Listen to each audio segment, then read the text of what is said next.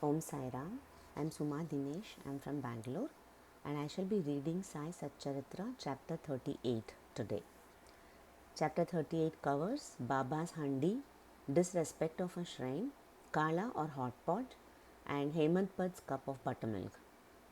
Preliminary. O blessed Sadguru Sai, we bow to you. You have given happiness to the whole world, safeguarded the welfare of your devotees, and have destroyed the afflictions of those who have resorted to your feet. You are very liberal and the protector and savior of devotees who surrender themselves to you. You incarnate yourself in this world to oblige people and do them good. The liquid essence of the pure self was poured into the mold of Brahma, and out of this has come the crest jewel of the saint's Sai. This Sai is Atmarama himself. He is the abode of perfect divine bliss. Having himself attained all the objects of life, he made his devotees desireless and free. Baba's Handi. Different sadhanas or means of spiritual accomplishment are prescribed in our scriptures for different ages. Tapa or penance is recommended for the Krita age, Gnana or knowledge for the Treta age, Yajna or sacrifice for the Dwapara age, and Dana or charity for the Kali, that is the current age. Of all the forms of charity, giving food is the best. We are very perturbed when we have no food and are hungry. Other beings feel similarly under similar circumstances. Thus, he who gives food to the poor and hungry is in fact the best donor. The Taittiriya Upanishad says that food is Brahma. From food all creatures are born, by food they live, and having departed into food they again enter. When an uninvited guest comes to our door at noon, it is our bounden duty to welcome him by giving him food. Other kinds of charity, like giving away wealth, property, and clothes, require some discrimination. But in the matter of food, no such consideration is necessary. Let anybody come to our door at noon, he should be served forthwith. And if lame or crippled, blind, and diseased paupers come, they should be fed before the able bodied. Other kinds of charity are imperfect without the giving of food, just as stars are without the moon, a necklace is without its central pendant, or singing is without a sweet voice. The giving of food is thus the best form of charity. It has been stated before that Baba required very little food for himself, and what little he needed was obtained by begging from a few houses.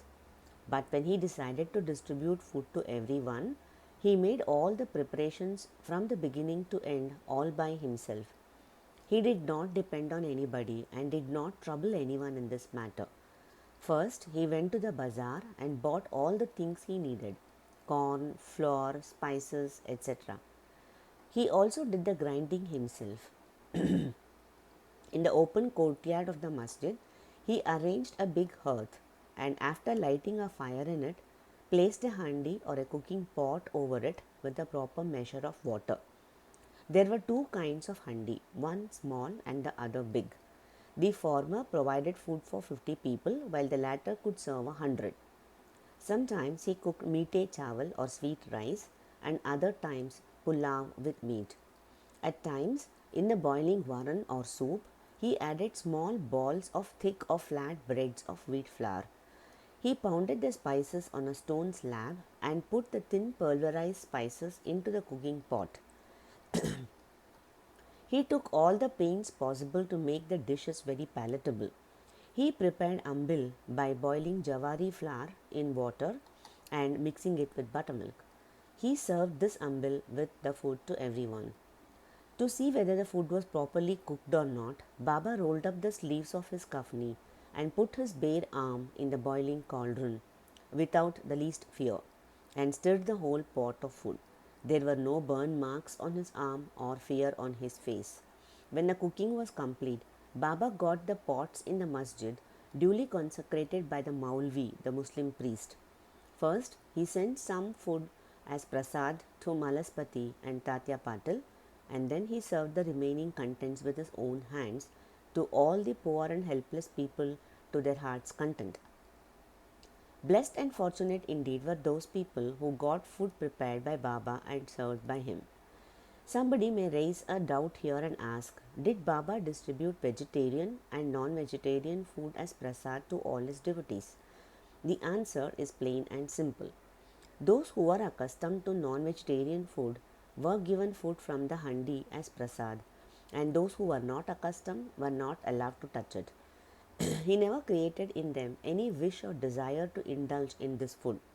There is a principle that when a guru himself gives anything as prasad, the disciple who doubts whether it is acceptable goes to perdition. In order to see how any disciple had imbibed this principle, Baba at times proposed tests. For instance, on an Ekadashi day, he gave Dada Kelkar a few rupees and asked him to go in person to Koralha and buy mutton. Dada Kelkar was an orthodox Brahmin and maintained all orthodox conventions in his life.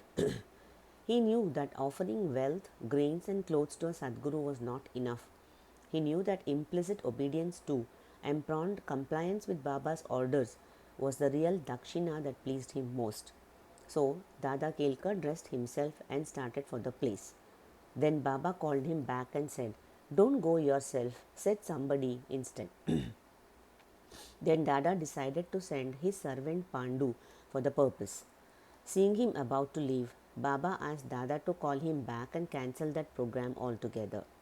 On another occasion, Baba asked Dada to see how salty the pulao or the mutton dish was. The latter said rather formally that it was all right.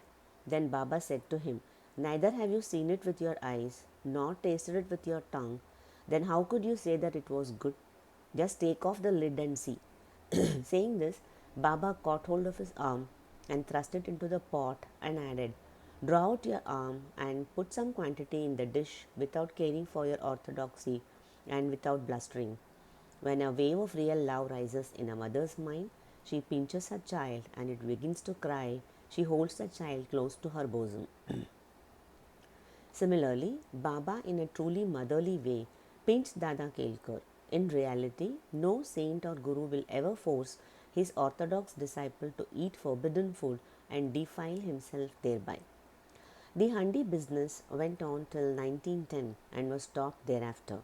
As stated before, Dasganu spread the fame of Baba by his kirtans in the Bombay Presidency, and people from that part of the country began to flock to Shirdi. Shirdi soon became a place of pilgrimage. The devotees brought with them various dishes for Baba as Naivedya. The quantity of Naivedya offered by them was so much that the fakirs and paupers could feed themselves to their heart's content, even leaving some extra food behind. Before stating how Naivedya was distributed, we shall refer to Nana Saheb Chandorkar's story showing Baba's regard and respect for local shrines and deities. Nana Saheb's disrespect of a shrine.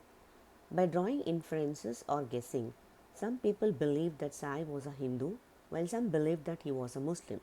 In fact, he belonged to no single caste or religion.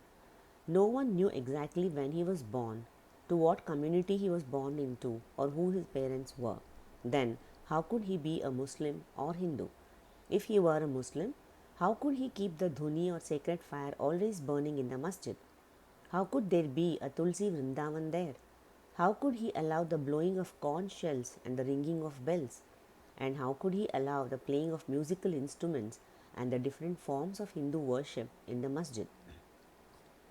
Had he been a Muslim, would he have pierced his ears, and would he have spent money from his pocket to repair Hindu temples?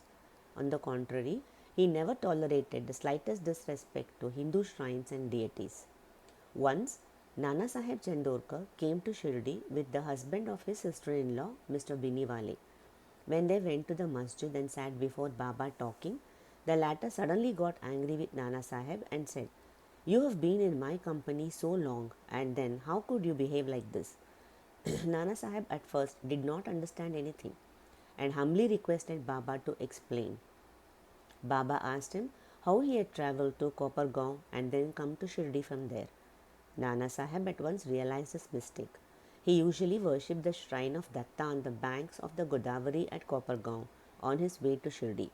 but this time he dissuaded his relative, who was a Datta devotee, from receiving darshan at that shrine to avoid delay and drove straight to Shirdi.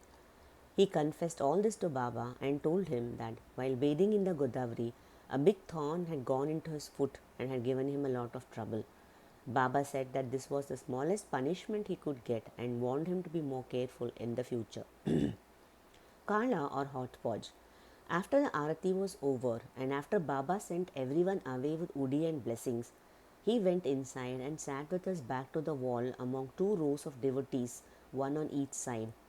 The bhaktas who brought Naivedya waited with their dishes such as puris, mande, polis, basundi and sanza for the prasad consecrated by Baba. All the food was mixed in a hodgepodge and placed before Baba. He offered it all to God and consecrated it. Then portions of the same were given to the persons waiting outside, and the rest was served to the people inside. The devotees then dined to their heart's content. Baba asked Shama and Nana Sahib Nimonkar to serve the consecrated food to everyone sitting inside and look to their individual needs and comforts. This they did very carefully and willingly. Every morsel of the food thus partaken gave the devotees nutrition and satisfaction. It was truly sweet, lovely, and divine food. A cup of buttermilk. Once Hemant Pant had eaten his full in this company when Baba offered him a cup of buttermilk. Its white appearance made him pleased, but he was afraid that there was no space inside for it. Nevertheless, he took a sip, which proved very tasty. Baba saw his hesitation and said, "Drink it all. You won't get such an opportunity again."